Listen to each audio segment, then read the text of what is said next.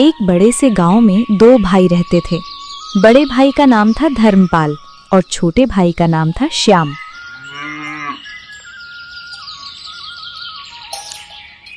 धर्मपाल के पास अपार धन दौलत थी। गांव में उसकी सबसे बड़ी हवेली थी। ऊंची दीवारें, बड़ा सा लोहे का फाटक, अंदर संगमरमर का फर्श और चारों ओर नौकर चाकर। उसकी पत्नी का नाम था कमला। कमला महंगी रेशमी साड़ियां पहनती, सोने के गहनों से सजी रहती। दोनों की जिंदगी ऐशो आराम से भरी थी। हर सुबह धर्मपाल बालकनी में खड़ा होकर चाय पीते हुए नौकरों को हुक्म देता, रामो सुनो ध्यान से, गोदाम से आज ही 100 बोरी गेहूं शहर भेज देना। गाड़ी समय पर निकलनी चाहिए, जरा भी देर नहीं होनी चाहिए। सौदा बड़ा है, किसी तरह की लापरवाही बर्दाश्त नहीं होगी। जी मालिक, अभी इंतजाम करता हूँ। बोरी तौल कर गाड़ी में चढ़वा देता हूँ। समय पर शहर के लिए रवाना हो जाएगी। उनके घर में हर सुख सुविधा थी। बड़े बड़े कमरे, महंगे फर्नीचर, चांदी के बर्तन। लेकिन इस चमक के बीच एक ठंडापन भी था, रिश्तों में दूरी और मन में अहंकार। आज जरा आराम से बैठकर पूरा हिसाब किताब ध्यान से देख लीजिएगा। पिछले महीने का मुनाफा किसी भी हालत में कम नहीं होना चाहिए। अगर कहीं कोई कमी या गड़बड़ी रह गई हो तो अभी संभाल लीजिए, बाद में पछताना न पड़े। तुम बेफिक्र रहो। जब तक धर्मपाल इस कारोबार को संभाल रहा है, इस घर की तिजोरी कभी खाली नहीं होगी। घाटा हमारे हिस्से में नहीं आता। हम हमेशा फायदा करना जानते हैं। उसी गांव के दूसरे छोर पर मिट्टी की एक छोटी सी झोपड़ी में श्याम रहता था। उसकी पत्नी का नाम था राधा और उनके छोटे बेटे का नाम था गोपाल। श्याम बहुत गरीब था। उसके पास छोटा सा खेत था जिसमें फसल ना के बराबर होती थी, इसीलिए वो रोज सुबह काम की तलाश में निकलता। कभी खेत में मजदूरी, कभी ईंट भट्टे पर काम, कभी किसी के घर सामान ढोने का काम। उसकी कमीज कई जगह से फटी हुई थी, पैरों में घिसी हुई चप्पल, लेकिन चेहरे पर मेहनत की सच्चाई थी। सुनो गोपाल के पिताजी, घर में आटा बस थोड़ा सा ही बचा है। अगर आज भी काम नहीं मिला तो बच्चों को क्या खिलाएंगे? यही सोच सोच कर मेरा मन घबरा रहा है। सुबह से दिल में एक अजीब सी बेचैनी है।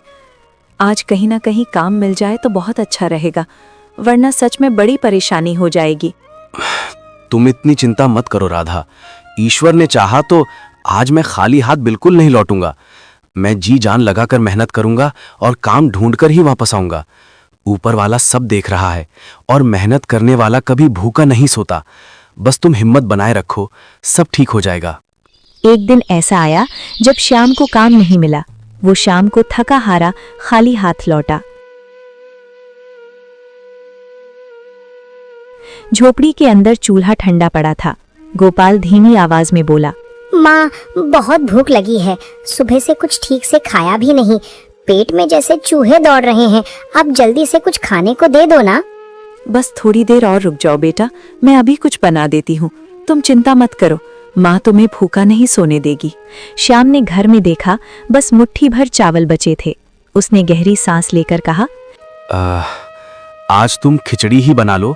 जो भी घर में बचा है उसी से काम चला लेते हैं। लेकिन कल मैं बाजार जरूर जाऊंगा। वहां जाकर कुछ बड़ा काम ढूंढूंगा ताकि घर की हालत सुधर सके। ऐसे कब तक छोटी मोटी मजदूरी से गुजारा करते रहेंगे। अब वक्त आ गया है कि कुछ बदलने की कोशिश करूं। उस रात तीनों ने थोड़ी सी खिचड़ी बांटी। पेट भरा या नहीं ये मायने नहीं रखता था, मायने रखता था एक दूसरे के लिए उनका प्यार। गांव में लोग कहते, देखो धर्मपाल की किस्मत और देखो श्याम की हालत। एक ही माँ के बेटे, पर जमीन आसमान का फर्क। लेकिन वक्त हमेशा एक जैसा नहीं रहता। कभी दौलत की परीक्षा होती है तो कभी धैर्य की, और असली कहानी अभी शुरू हुई थी। 1 साल बीत गए। समय ने बहुत कुछ बदल दिया था, लेकिन एक बात वही रही। धर्मपाल की दौलत बढ़ती ही जा रही थी और श्याम का संघर्ष खत्म होने का नाम नहीं ले रहा था। एक दिन पूरे गांव में खबर फैल गई कि धर्मपाल के घर खुशखबरी आई है। बरसों की प्रतीक्षा के बाद उनके घर एक बेटे ने जन्म लिया था। हवेली को फूलों से सजाया गया, दरवाजे पर रंगोली बनी, आंगन में बड़े बड़े पंडाल लगाए गए।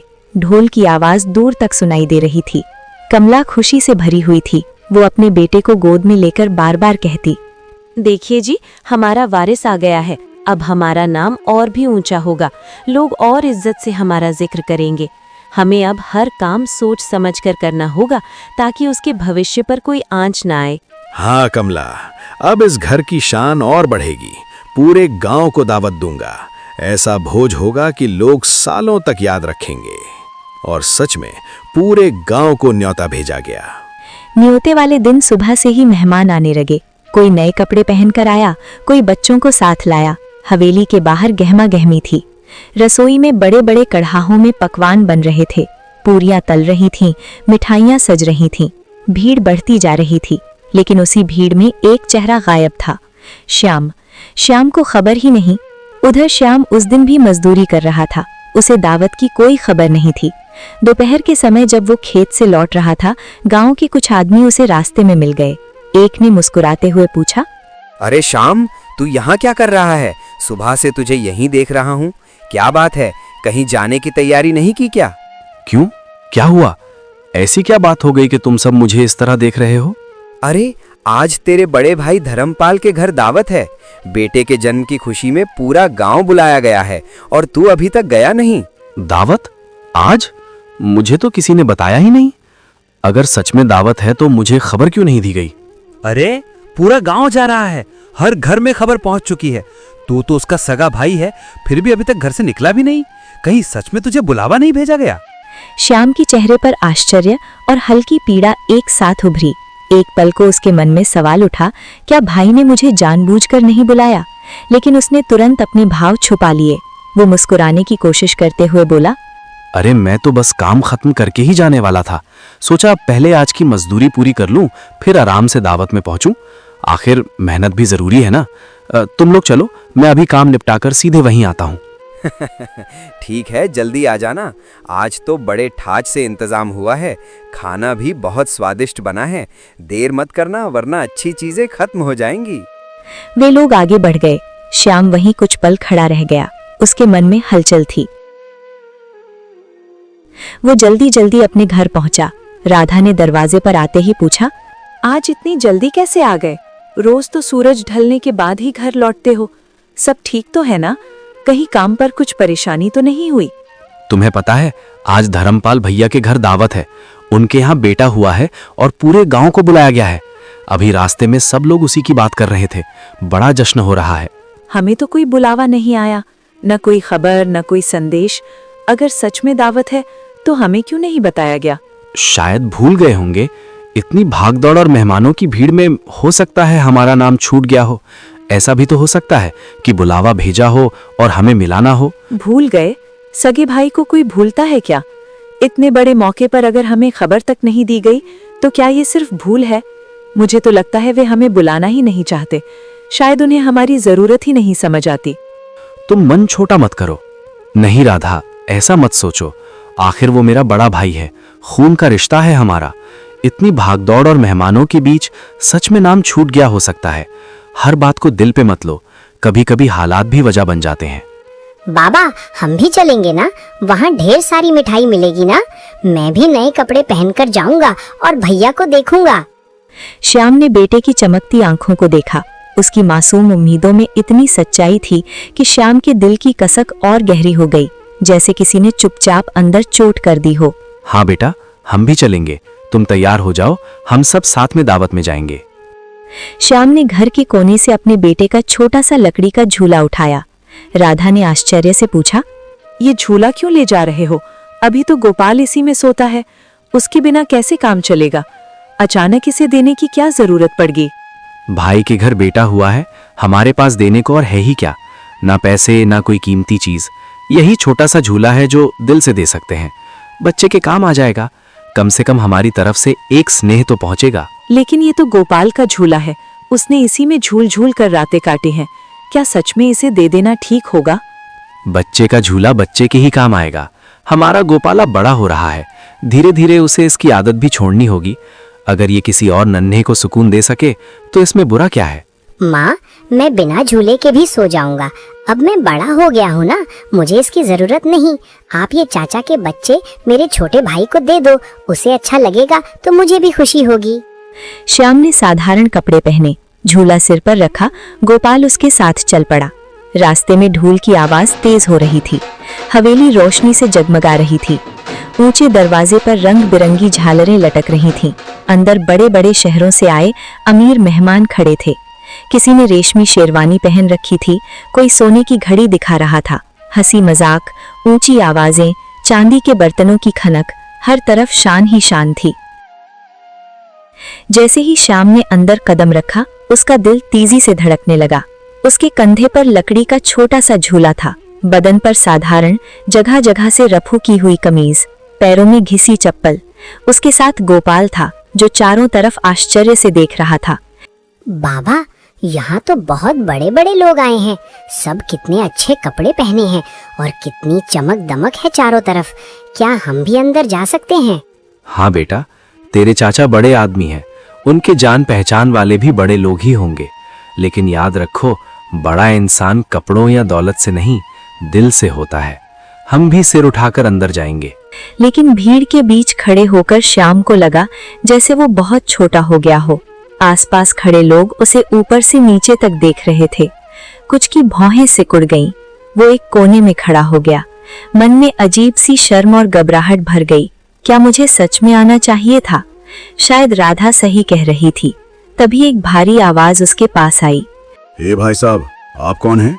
पहले कभी देखा नहीं आपको यहाँ, जरा साफ साफ बताइए। श्याम ने देखा सामने एक अमीर सा दिखने वाला आदमी खड़ा था। चमकदार कपड़े, हाथ में सोने की अंगूठियां। वो आदमी फिर बोला, इतनी बड़ी दावत में सिर्फ खास मेहमान बुलाए गए हैं। आपको पहले कभी यहाँ नहीं देखा। किस तरफ से आए हैं आप? किसने बुलाया है? श्याम का गला सूख गया। हाथों की पकड़ झूले पर और कस गई। जी, मैं वो दरअसल साफ साफ बोलिए, यूं हकलाने से बात समझ नहीं आती। आप हैं कौन और किस लिए आए हैं यहाँ? मैं धर्मपाल का छोटा भाई हूँ। सोचा था खुशी के मौके पर मिल लूं, आशीर्वाद दे दूं। भाई? सच में? लेकिन कभी नाम नहीं सुना आपका और ना ही पहले देखा है आपको यहाँ। उसकी आवाज इतनी ऊंची थी कि आसपास खड़े लोग भी सुनने लगे। इतने में धर्मपाल वहां आ पहुंचा। रेशमी कपड़े पहने, सीना ताने, चेहरे पर घमंड की चमक। उस आदमी ने धर्मपाल की ओर इशारा करते हुए कहा, धर्मपाल जी, ये कह रहे हैं कि ये आपके भाई हैं। कुछ पल के लिए सन्नाटा छा गया। श्याम ने उम्मीद से अपने बड़े भाई की तरफ देखा। उसकी आंखों में एक मासूम विश्वास था। अब भाई मुस्कुराकर गले लगा लेगा, कहेगा, हाँ, ये मेरा छोटा भाई है। लेकिन धर्मपाल के चेहरे पर एक अलग ही भाव था। उसने श्याम को ऊपर से नीचे तक देखा। फटी कमीज, कंधे पर लकड़ी का झूला, पास खड़ा साधारण कपड़ों में बच्चा। धर्मपाल की चेहरे पर कठोरता आ गई। ये मेरा भाई? नहीं साहब, आप गलत समझ रहे हैं। ये मेरा भाई नहीं है। श्याम के कानों में जैसे शब्द हथौड़े की तरह गूंज उठे। मेरा भाई नहीं है। एक पल को उसे लगा जैसे आसपास की सारी आवाजें थम गई हों और बस यही वाक्य बार बार उसके भीतर टूट कर गिर रहा हो। ये तो हमारे यहाँ काम करने वाला मजदूर है। कभी कभी गोदाम में काम कर जाता है, बस इतना ही संबंध है। शायद दावत देखकर चला आया होगा, इसलिए आप लोग भ्रम में पड़ गए। भीड़ में हल्की हंसी गूंज उठी। श्याम का चेहरा पीला पड़ गया। वो कांपती आवाज में बोला, भैया, मैं श्याम हूँ, आपका छोटा भाई। बचपन में हम साथ ही तो बड़े हुए हैं। मैं बस खुशी में शामिल होने आया था। सोचा था आपके बेटे को आशीर्वाद दे दूं। क्या आप सच में मुझे पहचान नहीं रहे? देखो, यहाँ बड़ी इज्जतदार सभा लगी है। शहर के नामी लोग बैठे हैं। कोई तमाशा खड़ा मत करो। अगर काम करना है तो कल गोदाम आ जाना, वहां बात कर लेंगे। लेकिन आज मेहमानों के बीच इस तरह की बातें मत करो। इससे मेरी प्रतिष्ठा पर असर पड़ता है। ओह अच्छा, हमने तो समझा कोई करीबी रिश्तेदार होंगे, इसलिए पूछ लिया। गलती हो गई हमसे। हमारे रिश्तेदार भी हमारी तरह ही इज्जतदार और हैसियत वाले हैं। बिना बुलावे कोई भी यूं अंदर नहीं आ सकता। ये शब्द तीर की तरह श्याम के दिल में लगे। बाबा, चाचा हमें पहचान क्यों नहीं रहे? श्याम के होंठ सूख गए। वो कुछ बोल न पाया। उसने झूले को धीरे से जमीन पर रखा। मैं तो बस बच्चे के लिए ये झूला लाया था, सोचा काम आ जाएगा। मेरा बेटा इस साधारण लकड़ी के झूले में झूलेगा क्या? उसके लिए तो खास मखमल का झूला तैयार हो रहा है, समझे आप? हमें किसी चीज की कोई कमी नहीं है, ये सब अपने पास ही रखो, यहाँ इसकी जरूरत नहीं पड़ेगी। श्याम ने सिर झुका लिया, उसकी आंखों में आंसू आ गए। ठीक है मालिक। उसने भैया नहीं कहा, बस मालिक कहा।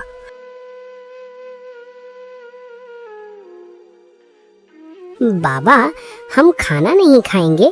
सब लोग पंक्ति में बैठकर खा रहे हैं, मिठाइयों की खुशबू भी आ रही है।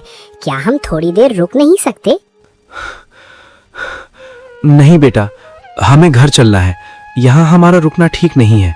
चलो, माँ इंतजार कर रही होगी। वो मुड़ा और गोपाल का हाथ पकड़ लिया। गोपाल ने मासूमियत से पीछे मुड़कर हवेली की रोशनी देखी। हवेली के अंदर ढोल फिर बजने लगे, हंसी फिर गूंज उठी। लेकिन बाहर एक भाई का दिल टूट चुका था। कुछ कदम चलने के बाद गोपाल ने धीरे से पूछा, बाबा, चाचा ने आपको मजदूर क्यों कहा? श्याम का गला भर आया।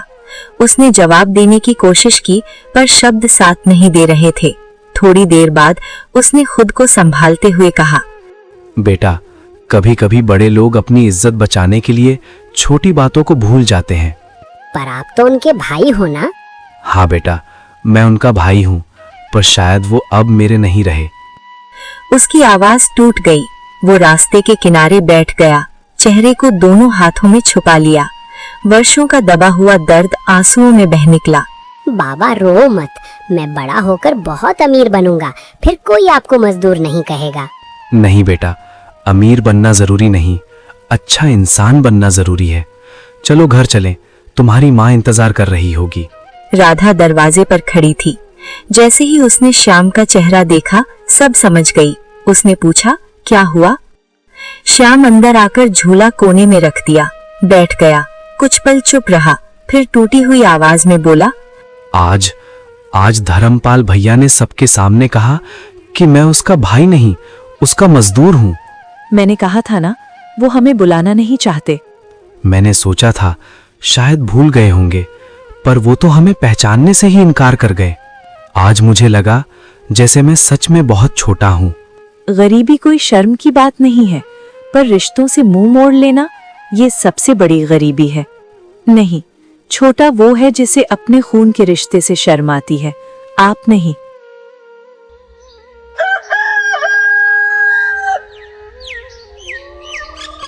अगली सुबह धर्मपाल की हवेली में अब भी पिछली रात के बर्तन पड़े हुए थे। बड़े बड़े भगोनों में खाना बचा हुआ था। नौकर सफाई में लगे थे। तभी दरवाजे पर एक बूढ़ी औरत आई, झुकी हुई कमर, चेहरे पर भूख की लकीरें। वो कांपती आवाज में बोली, बेटा, थोड़ा खाना मिल जाता तो ईश्वर तुम्हारा भला करता। 2 दिन से कुछ नहीं खाया। नौकर अंदर गए और धर्मपाल को खबर दी। धर्मपाल बाहर आया, माथे पर शिकन। क्या है? क्यों शोर मचा रखा है दरवाजे पर? यहाँ कोई सराय खुली हुई है क्या कि हर कोई आकर आवाज लगाए? साफ साफ बताओ, क्या चाहिए? बेटा, बस थोड़ा सा बचा कुचा खाना दे दो। सुबह से कुछ नहीं खाया, बहुत भूखी हूँ। जो भी बचा हो वही दे दो, दुआ दूंगी तुम्हें। इतने में कमला भी बाहर आई। उसने धीमे स्वर में कहा, सुनिए, घर में तो बहुत सारा खाना बचा हुआ है। इतने मेहमानों के जाने के बाद भी काफी कुछ बाकी है। फेंक देने से तो अच्छा है किसी जरूरतमंद को दे दीजिए। किसी के काम आ जाएगा तो दुआ ही मिलेगी और बरकत भी बनी रहेगी। तुम बीच में मत बोलो, हर बात में टोकना जरूरी है क्या? ये कोई भंडारा लगा है क्या यहाँ? जो भी आता है हाथ फैलाकर खड़ा हो जाता है। बेटा, मैं भीख नहीं मांग रही, बस भूख लगी है। इंसानियत के नाते थोड़ा सा अन्न मांग रही हूँ, ताकि पेट की आग शांत हो जाए। चलो यहाँ से, अभी के अभी हट जाओ मेरी नजरों से, वरना नौकरों से कहकर भगा दूंगा। फिर मत कहना कि चेतावनी नहीं दी। बूढ़ी औरत की आंखों में आंसू आ गए। वो जाते जाते बोली, बेटा, घमंड मत कर, वक्त बदलते देर नहीं लगती। आज जो तेरे पास है वो कल किसी और के पास भी हो सकता है। इंसान की असली पहचान उसके धन से नहीं, उसके व्यवहार से होती है। इसलिए ऊंचा उड़, पर इतना भी मत उड़ कि जमीन और लोग ही दिखाई देना बंद हो जाए।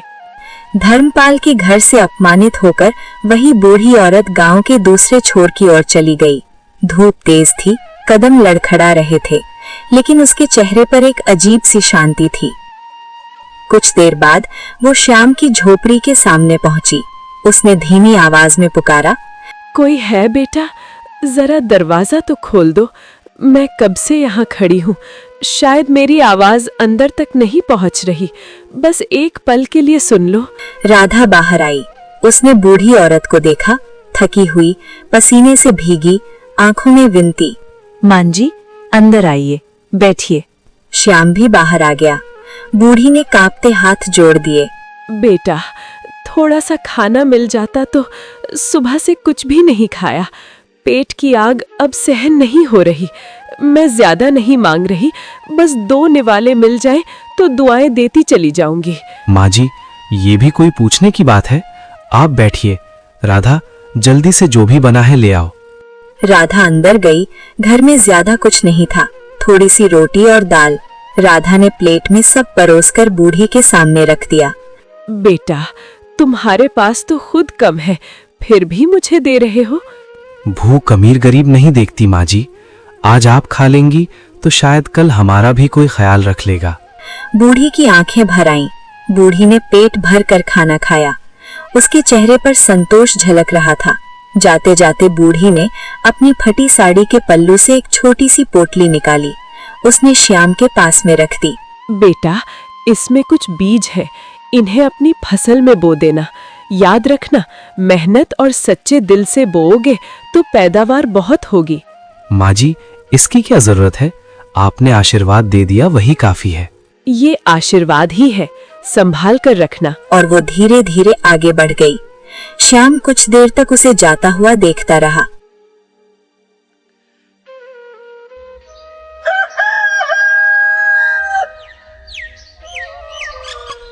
अगले दिन श्याम ने अपनी छोटी सी जमीन पर फिर से काम शुरू किया। वो खेत में उतरा, मिट्टी को जोता, पसीना बहाया। उसने पूरे मन से वे बीज खेत में बो दिए। दिन बीतते गए। कुछ ही हफ्तों में खेत में हरे भरे पौधे उगाए, पहले से ज्यादा मजबूत, ज्यादा घने। श्याम हैरान था। समय आया कटाई का, और जब फसल कटी तो जैसे चमत्कार हो गया। इतनी पैदावार पहले कभी नहीं हुई थी। अनाज के ढेर लग गए, बोरों पर बोरे भर गए। श्याम की आंखें नम थीं। धीरे धीरे श्याम ने अनाज बेचना शुरू किया। पैसे आने लगे। उसने और जमीन किराए पर ली और मेहनत की। कुछ ही महीनों में उसकी हालत सुधरने लगी। झोपड़ी की जगह पक्की दीवारें खड़ी होने लगी। घर में पहली बार नए बर्तन आए। गोपाल के लिए नए कपड़े खरीदे गए। देखा, ईश्वर देर से देता है पर देता जरूर है। जब इंसान सच्चे मन से मेहनत करता है और हालात चाहे कितने भी कठिन क्यों ना हो, उम्मीद का दामन नहीं छोड़ता, तो ऊपर वाला उसकी सुन ही लेता है। आज जो सूना आंगन था, वही एक दिन खुशियों से भर जाता है। बस भरोसा और धैर्य बनाए रखना पड़ता है, क्योंकि उसकी दी हुई नेमत हमेशा सही समय पर आती है। राधा, देखो तो इस बार फसल कितनी अच्छी लग रही है। ये मेहनत और दया का फल है। इसी बीच धर्मपाल का घमंड और बढ़ता जा रहा था। उसने मजदूरों पर सख्ती बढ़ा दी। मजदूर थक जाते, पसीने से तरबतर हो जाते, पर मजदूरी समय पर नहीं मिलती। धीरे धीरे हवेली में अशांति फैलने लगी। कमला परेशान रहने लगी। घर में झगड़े बढ़ने लगे। बच्चा बीमार रहने लगा। व्यापार में अचानक घाटा होने लगा। एक बड़ी खेप खराब हो गई। गोदाम में अनाज सड़ गया। धर्मपाल रात रात भर जागने लगा। धर्मपाल का व्यवहार दिन ब दिन कठोर होता जा रहा था। मजदूर सुबह से शाम तक काम करते, लेकिन मजदूरी समय पर नहीं मिलती। ऊपर से डांट फटकार अलग। एक दिन गोदाम में सब मजदूर इकट्ठा खड़े थे। उनके चेहरों पर थकान भी थी और रोष भी। एक बुजुर्ग मजदूर आगे बढ़ा और बोला, मालिक, आज हमें आपसे एक जरूरी बात करनी है। कई दिनों से हम सब ये बात मन में दबाए बैठे थे। सोचते रहे कि शायद हालात अपने आप ठीक हो जाएंगे, लेकिन अब चुप रहना हमारे लिए मुश्किल हो गया है। इसलिए आज साफ साफ कहना पड़ रहा है। क्या बात है और काम क्यों रुका हुआ है? यहाँ खड़े होकर फुसफुसाने से कुछ नहीं होगा। साफ साफ बोलो। मालिक, 3 महीने से पूरी मजदूरी नहीं मिली। घर में बच्चे भूखे हैं और अब कोई उधार भी नहीं दे रहा। हम रोज मेहनत पूरी करते हैं, लेकिन हमारे हक का पैसा हमें नहीं मिल रहा। ऐसे में घर चलाना बहुत मुश्किल हो गया है। जब व्यापार ठीक होगा तब सब मिल जाएगा। अभी बाजार की हालत अच्छी नहीं है। पहले काम पर ध्यान दो, हिसाब बाद में कर लेंगे। मालिक, पेट व्यापार के ठीक होने का इंतजार नहीं करता। बच्चों की भूख रोज लगती है, महीने में एक बार नहीं। हम आपकी परेशानी समझते हैं, लेकिन हमारी मजबूरी भी समझिए। मेहनत हम रोज करते हैं तो मजदूरी भी समय पर मिलनी चाहिए। जुबान लड़ाते हो मुझसे? याद रखो, काम चाहिए तो तरीके से बात करो, वरना दरवाजा खुला है। हम जबान नहीं लड़ाते मालिक, बस अपना हक मांगते हैं। हम सब ने मेहनत ईमानदारी से की है, इसलिए आज से हम काम नहीं करेंगे। जब तक हमारी पूरी मजदूरी नहीं मिलती तब तक कोई भी मजदूर काम पर वापस नहीं आएगा। हाँ, अब बस बहुत हो गया। अब और सहना हमारे बस की बात नहीं है। अगर गए तो वापस मत आना। इस घर की दहलीज तुम्हारे लिए हमेशा के लिए बंद हो जाएगी। फिर कभी इस आंगन में कदम रखने की कोशिश भी मत करना, क्योंकि उस दिन से तुम्हारा और मेरा रिश्ता यहीं खत्म हो जाएगा। मालिक, मजदूर बदल सकते हैं, लेकिन कर्म का हिसाब नहीं बदलता। जो मेहनत हमसे ली गई है उसका हिसाब एक न एक दिन जरूर देना पड़ता है। और उस दिन सब मजदूर काम छोड़कर चले गए। गोदाम सूना हो गया। अब धर्मपाल के पास काम करवाने वाला कोई नहीं था। गोदाम में अनाज पड़ा था, पर उसे संभालने वाला कोई नहीं। वो बेचैन होकर टहलने लगा। कमला ने चिंतित होकर पूछा, अब क्या होगा? सारे मजदूर एक एक करके चले गए। काम अधूरा पड़ा है और समय भी हाथ से निकलता जा रहा है। अगर जल्दी कुछ इंतजाम नहीं किया तो मुश्किल खड़ी हो जाएगी। किसी को तो काम पर लाना ही होगा। इतने बड़े खेत और गोदाम को मैं अकेला कैसे संभालूंगा? अगर समय पर काम पूरा नहीं हुआ तो नुकसान मेरा ही होगा और बदनामी भी। अचानक उसके मन में एक ख्याल आया। श्याम, वो तो मजदूरी करता ही है। दिन रात मेहनत करने की उसे आदत है। उसे बुला लूंगा। आखिर भाई है, मेरे कहने पर मना तो नहीं करेगा। चाहे हालात जैसे भी हों, खून का रिश्ता इतनी आसानी से टूटता नहीं। जिसे तुमने सबके सामने अपना भाई मानने से साफ इनकार कर दिया था, आज वही सवाल बनकर तुम्हारे सामने खड़ा है। अब क्या जवाब दोगे खुद को और दुनिया को? धर्मपाल चुप हो गया। धर्मपाल गांव के उस छोर पर पहुंचा जहां कभी श्याम की झोपड़ी थी, लेकिन वहां उसे वही टूटी फूटी झोपड़ी नहीं दिखी। वो इधर उधर देखने लगा। अरे, यहाँ तो उसकी झोपड़ी थी, यहीं इस पेड़ के पास। ये जगह इतनी सूनी कैसे हो गई? उसकी झोपड़ी कहाँ चली गई? और श्याम आखिर गया कहाँ? वो आसपास के घरों में झांकने लगा। उसे यकीन ही नहीं हो रहा था। तभी पास से एक बुजुर्ग आदमी गुजरा। बाबा, यहाँ श्याम रहता था ना? उसकी छोटी सी झोपड़ी यहीं तो थी। मैं कई बार यहाँ आया हूँ। झोपड़ी? अब वो झोपड़ी में नहीं रहता बेटा। फिर ये सब अचानक कैसे बदल गया? उसकी झोपड़ी कहाँ चली गई? क्या मतलब? आप साफ साफ क्यों नहीं बताते? मेरी समझ में कुछ नहीं आ रहा। बुजुर्ग ने सामने इशारा किया। कुछ दूरी पर एक नई, बड़ी और सुंदर हवेली खड़ी थी। पक्की दीवारें, बड़ा दरवाजा, साफ सुथरा आंगन। वो जो हवेली दिख रही है ना, वही श्याम का घर है। धर्मपाल के पैरों तले जैसे जमीन खिसक गई। वो उस हवेली को टकटकी लगाकर देखने लगा। अभी कुछ समय पहले तक यहाँ कच्ची दीवारें थीं, और अब आप कह रहे हैं कि सब बदल गया? हाँ, मेहनत और ईमानदारी का फल है। उसकी फसल ऐसी हुई कि पूरे गांव में नाम हो गया। अब तो कई लोग उसके साथ काम करते हैं। सबको समय पर मजदूरी देता है। क्या ये श्याम का घर है? लेकिन ये तो पक्का मकान है, बड़ा सा आंगन, मजबूत दरवाजा। क्या सच में ये सब उसी का है? ये कैसे हो सकता है? वो तो मजदूरी करता था, दिन रात मेहनत करता था। इतनी जल्दी इतनी तरक्की, आखिर हुआ क्या? धर्मपाल भारी कदमों से उस हवेली की ओर बढ़ा जिसे अभी अभी उसने जाना था कि वह श्याम की है। कुछ ही क्षण बाद श्याम आंगन में आया। जैसे ही उसकी नजर धर्मपाल पर पड़ी, उसके चेहरे पर आश्चर्य और फिर सच्ची खुशी झलक उठी। भैया आप अंदर आइए, इतने दिनों बाद आए हैं। उसकी आवाज में कोई कटुता नहीं थी। धर्मपाल कुछ पल चुप रहा। उसने चारों ओर देखा, साफ सुथरा आंगन, अनाज से भरे बोरे, खुशहाल माहौल। श्याम, ये सब कैसे हुआ? मैं समझ नहीं पा रहा कि तुम्हारी जिंदगी में इतना बड़ा बदलाव अचानक कैसे आ गया। आइए बैठिए, सब बताता हूँ। दोनों आमने सामने बैठे। श्याम ने विस्तार से बताया कैसे बूढ़ी माँ उसके घर आई, कैसे उसने उन्हें खाना खिलाया, कैसे उन्होंने बीज दिए और कैसे उसकी फसल चमत्कार की तरह लहलहा उठी। भैया, शायद वो कोई साधारण स्त्री नहीं थी, उनकी दुआ लग गई। मेहनत तो मैंने पहले भी की थी, पर इस बार जैसे ऊपर वाले ने साथ दे दिया। धर्मपाल की आंखों में अचानक चमक आई। वह बोला, वो बूढ़ी पहले मेरे घर आई थी, उसी ने सबसे पहले मेरे दरवाजे पर दस्तक दी थी। मैंने ही उसे देखा था, मैंने ही उसकी आवाज सुनी थी। आपके घर? हाँ, उसने मुझसे भी खाना मांगा था। अगर मैंने उस दिन उसे खाना दे दिया होता तो ये बीज मुझे मिलते। इसका मतलब साफ है, ये सब जो आज तुम्हारे पास है असल में मेरा होना चाहिए था। किस्मत ने बस एक मौका दिया था और वो मेरे दरवाजे पर आया था। भैया, दुआ और बद्दुआ जगह देखकर नहीं मिलती, दिल देखकर मिलती है।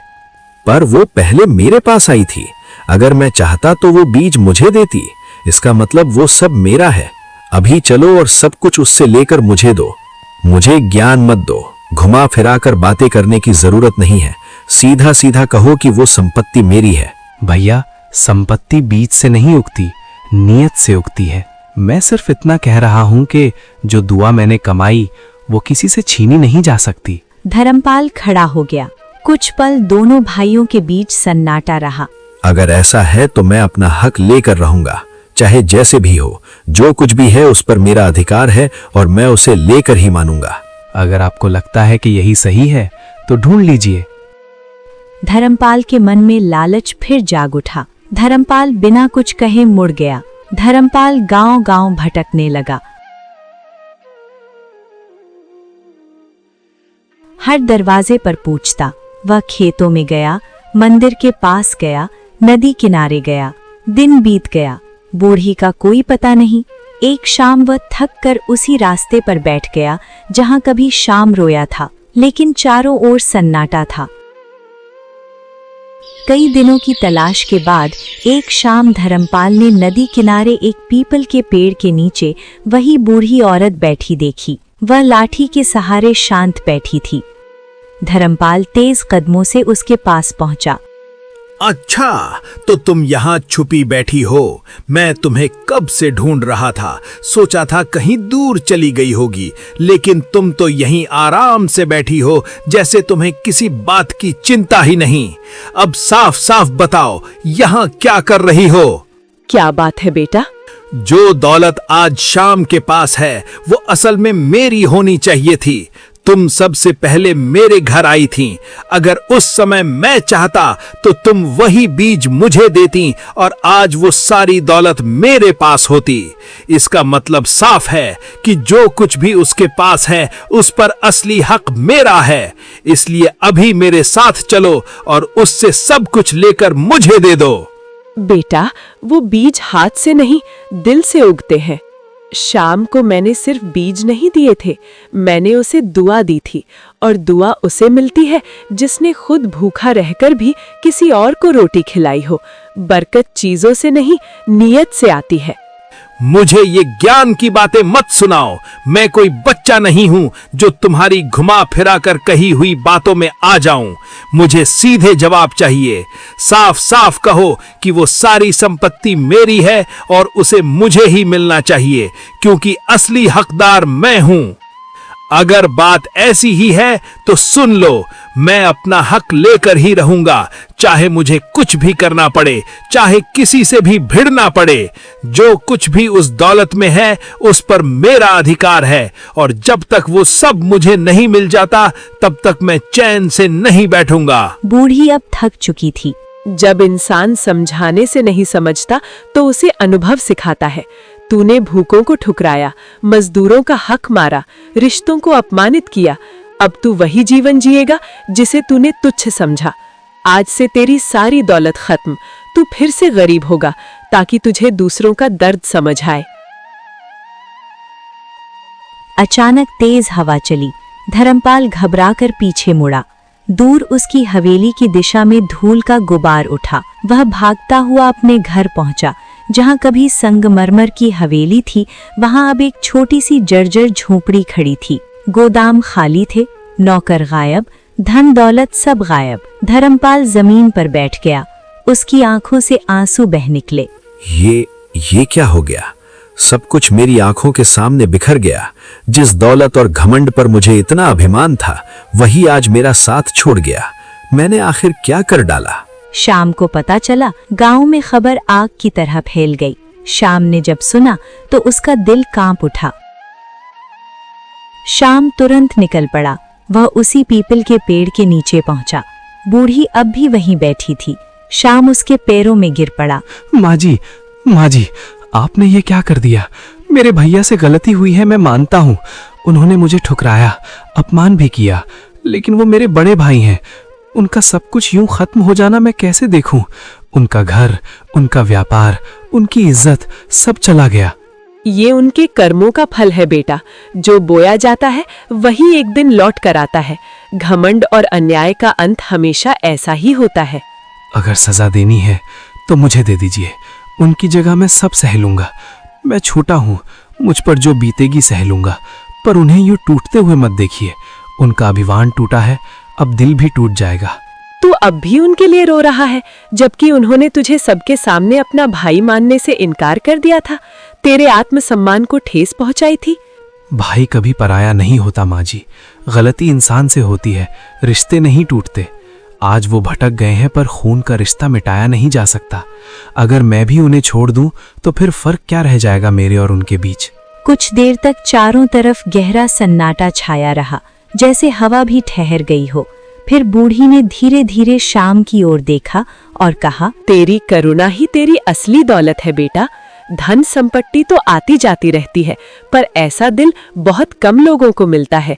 ठीक है, श्राप पूरी तरह नहीं हटेगा, ताकि उन्हें अपने कर्म याद रहें, पर उन्हें फिर से मेहनत करने का एक मौका मिलेगा। अगर वे सच में बदल गए तो धीरे धीरे सब कुछ लौट आएगा। धन्यवाद माँ जी, आपने मेरे भैया को एक और अवसर दिया। यही मेरे लिए सबसे बड़ी कृपा है। जब उसने सिर उठाया, बूढ़ी वहां नहीं थी, जैसे वह हवा में विलीन हो गई हो। शाम अपने भाई की झोपड़ी पहुंचा। धर्मपाल जमीन पर बैठा था, चेहरा सूजा हुआ, आंखें लाल। श्याम, मैंने तेरे साथ बहुत बड़ा अन्याय किया। मैंने तुझे सबके सामने अपमानित किया, तुझे गरीब कहा, मजदूर कहा, तेरी मेहनत का मजाक उड़ाया। उस वक्त मुझे अपने धन और ताकत का इतना घमंड था कि मुझे तेरे दिल की तकलीफ दिखाई ही नहीं दी। और आज देख, वही मैं जो खुद को सबसे बड़ा समझता था, आज खाली हाथ खड़ा हूं। मेरी आंखें अब खुली हैं श्याम। मेरी गलती बहुत बड़ी थी। अगर तेरे दिल में मेरे लिए थोड़ी भी जगह बची हो तो मुझे माफ कर दे भाई। भैया, मैं तो उसी दिन आपको माफ कर चुका था।